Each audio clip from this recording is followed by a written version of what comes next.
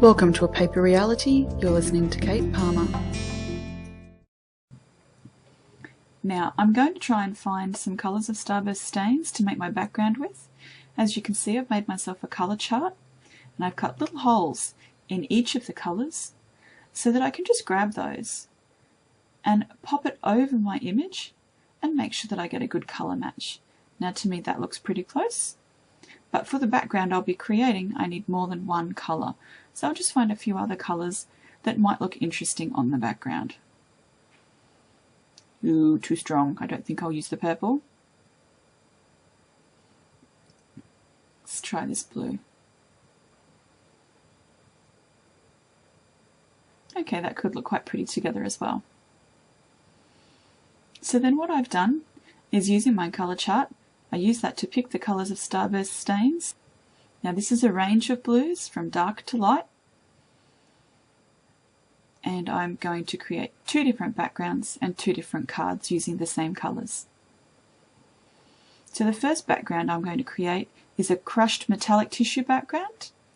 Just a normal average household tissue, and you scrunch it into a ball. Try and get the ones that don't have the aloe vera or any of the added products, otherwise you might not get the same result. So a nice cheap tissue. So just flatten it out a little. You don't want to flatten it too much. Grab a fine misting spray bottle with just a bit of water, and you really want to soak the tissue.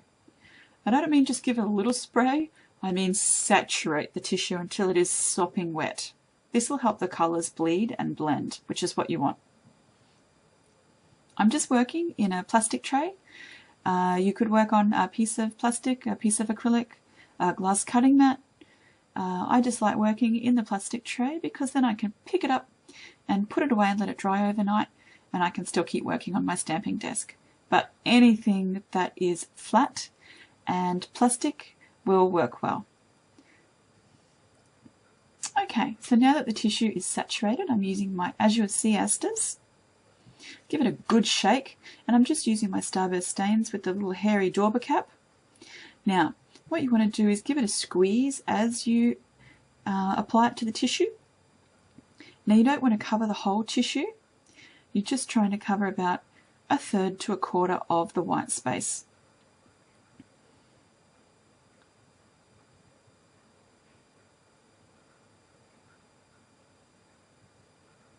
Again, so the next colour, give it a good shake, and the same thing. Now don't apply it to the entire tissue.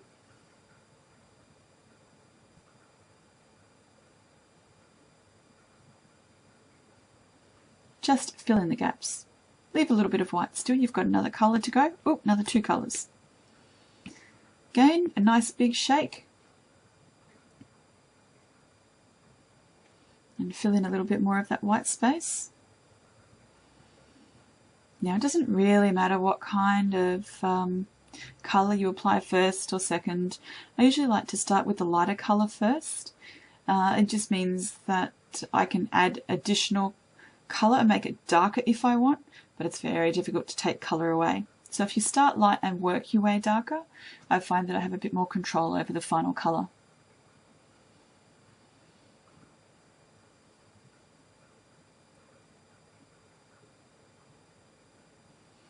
So just this last colour here, sometimes I just sort of use it on the plastic first until the colours started to flow, and again just randomly applying it across the surface of the tissue until you kind of get the colour that you're after, or the depth of colour that you're after. Now because this is so wet, it will never dry looking exactly the same as it does now, so just keep in mind there is an element of randomness to your results, and that's not exactly able to be controlled.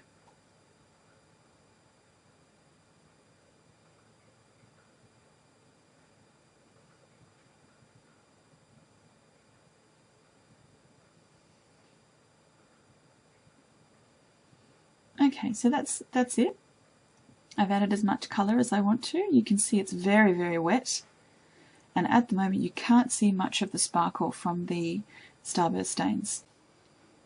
Okay, so I've let my Starburst Stains tissue dry overnight, and as you can see it's now quite dry, and I'm hoping that you can see it's also gorgeous and shimmery. Now because we used all of those different colours of Starburst Stains, we have quite a bit of variation in the tissue. Now the trick here is to find one of the corners and very carefully start to pry it up.